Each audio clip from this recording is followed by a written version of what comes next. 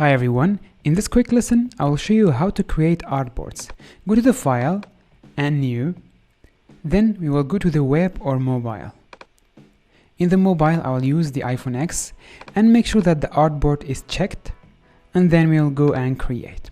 Like this we created an artboard. Now if you want to create more artboard, click on an empty area and you will have this plus button. Just click on it. It will create a similar artboard in the direction that you click.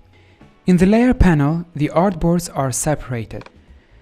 Whatever you add on each artboard, it will go into its specific artboard in the layer panel. You can also create your own artboards. Just drag like this and you can create your artboard. You can also resize them like this, just like this. You can also create artboards in the documents that you already have. For example, this one is not artboard, but we can turn it to an artboard like this. Just draw any artboard that you want and your document will automatically turn into an artboard.